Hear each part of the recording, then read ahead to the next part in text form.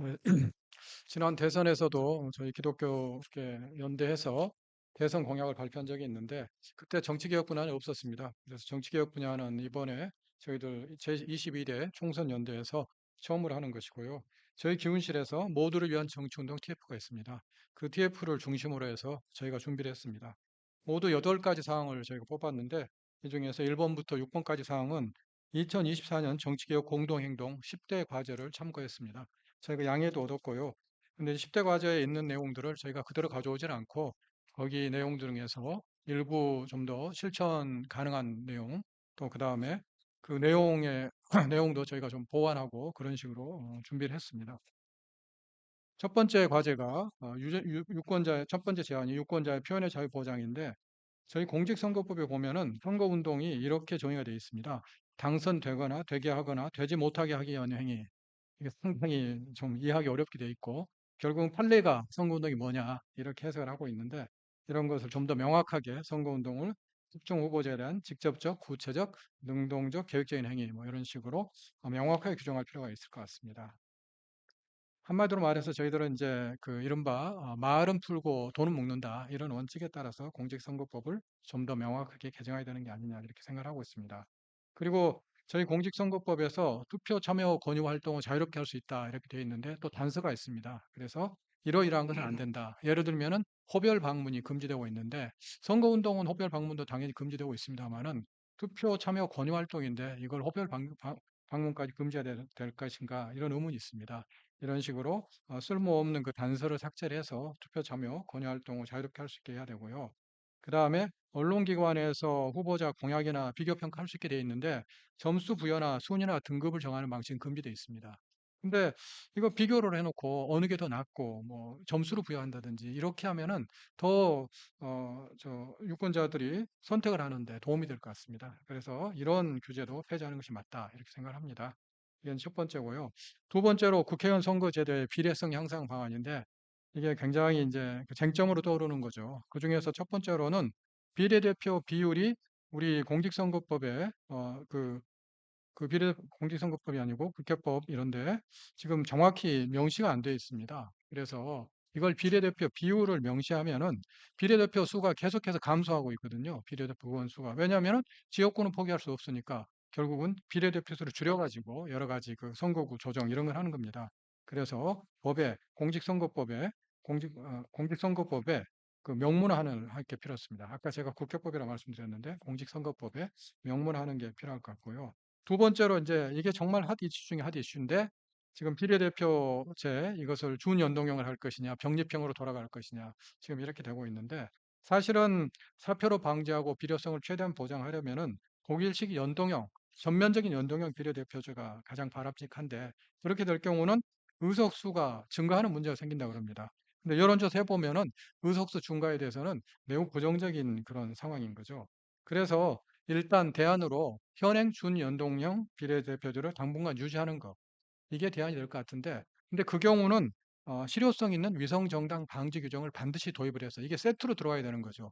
준연동형 비례대표제만 그대로 유지하면은 지난번 총선처럼 또 위성정당이 나오게 되고 그렇게 되니까 두 개를 세트로 현행 제도를 그대로 유지하려면은 반드시 위성정당 방지 규정을 실효성 있게 도입해야 된다. 저희들은 이렇게 제안을 합니다. 세 번째로는 정당 설립 요건의 완화 및 지역 정당 제도의 도입인데 저희 정당법은 중앙당은 무조건 수도에 서울에 두게 되어 있습니다. 그리고 5개 이상 시도에서 각각 1000명 이상씩 당원이 있어야지 정당을 설립할 수 있도록 되어 있습니다. 이런 제한이 다른 민주주의 국가들, 선진 민주주의 국가들에 비해서는 굉장히 정당의 설립을 엄격하게 지금 규제를 하고 있는 그런 상황입니다.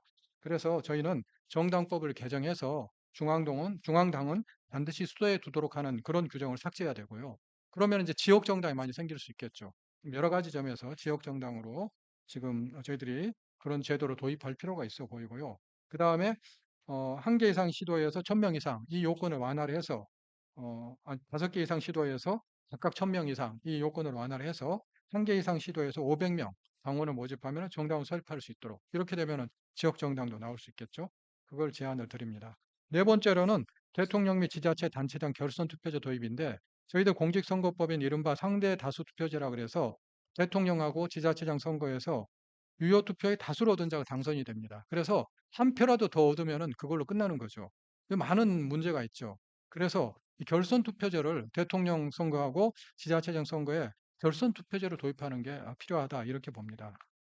그 지자체장 선거의 경우는 헌법 개정이 필요 없으니까 지자체장 선거에서 먼저 도입을 하고 사실은 다음에 국회가 구성이 되면은 헌법을 원포인트 개헌을 해서라도 대통령 결선 투표제를 도입을 해야 되는 거 아닌가 생각이 듭니다. 그 서울의 봄 영화 잘 보셨겠습니다만 서울의 봄 이후에 어떻게 됐습니까? 87년 대선에서 후보 단일화가 안 됐고 노태우 후보가 당선되지 않았습니까? 만약에 우리가 결선 투표제가 있었으면 그런 일 없었을 겁니다. 그래서 결선 투표제가 이게 반드시 중요하다 이런 생각하고 있고요. 그 다음에 선거 경영제 확대인데 현재 기탁금 정해놓고 있는데 이게 이제 뭐 너무 그 액수가 많다 그래서 뭐 헌재도 올라가고 그런 경우들이 있죠. 그래서 지난번에 공직선거법을 2020년에 개정을 해서 장애인하고 청년 계층에 대해서는 기탁금 액수라든지 반환 기준을 일정 비율 감액했는데 전면적인 하향 조치가 바람직하다 보고요. 그다음에 선거 비용 보전의 경우도 현재 기준이 대단히 높잖아요. 15% 이상 득표를 해야지만 전액 받고 뭐 이런 식으로 돼 있는데 이것을 좀 획기적으로 하향 조정을 하는 것이 필요하다 이렇게 봅니다.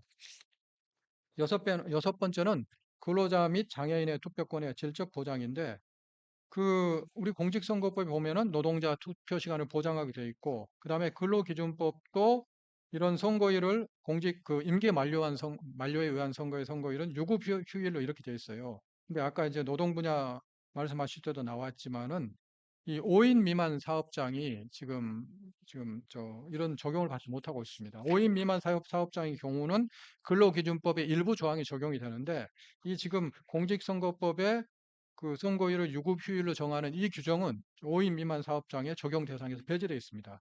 그런 사업장의 사업자가 한 360만으로 추산이 되고 있는데 사업장이 영세하다는 이유로 이 투표권 행사가 방해받는다. 이건 안 되겠죠.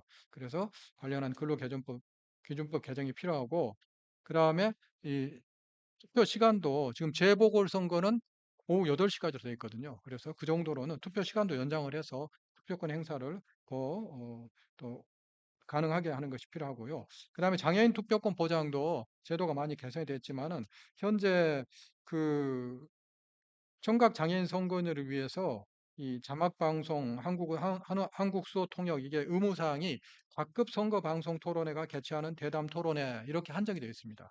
그 외에도 방송 광고, 뭐 방송 연설 이런 것까지도 다 폭을 넓힐 필요가 있고 그다음에 이동 약자의 그 투표권 보장을 위해서는 우리 공직선거법의 선거 관리 규칙에 보면은 1층이나 승강기 편의시설이 있는 곳에 투표소를 설치해야 된다 이러면서도 예외를 둬가지고 원활한 투표 관리를 위해서는 뭐 예외가 있다 이렇게 되는데 예외를 최대한 그 적용 범위를 축소할 필요가 있는 것 같습니다.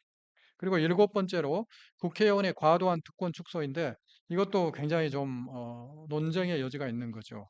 근데 지난번에 이제 이 정세균 국회의장 시절에 국회에서 국회의장 자문기구로 국회의원 특권 내려놓기 추진위원회 이런 게 구성이 돼서 여러 가지 쭉 그 특권들을 검토를 하고 제안을 많이 해가지고 일부는 국회에서 의결이 되게 됐습니다. 그런데 아직도 뭐 여론조사 해보면은 국회의원들이 너무 많은 특권을 누린다 이런 지적이 많고요.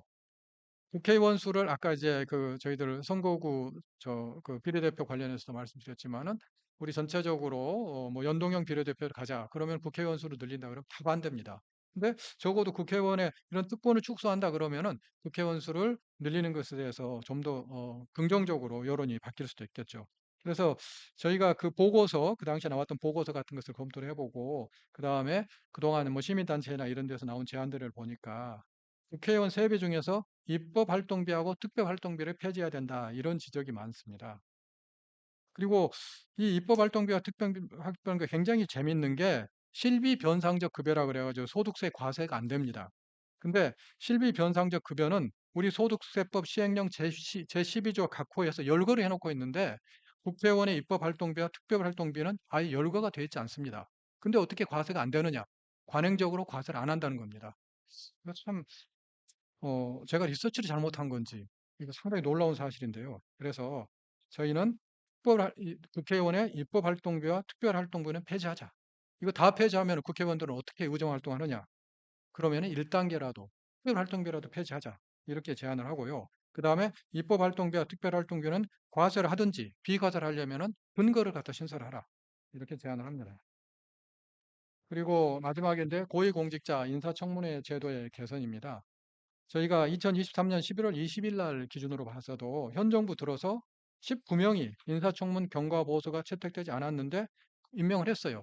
그 후로도 뭐 계속 보도가 나오니까 문재인 정부는 전체적으로 23명 장관급 인사가 인사청문 경과보고서 채택되지 않고 임명이 되었다는데 현 정부는 이미 넘어섰을 것 같습니다.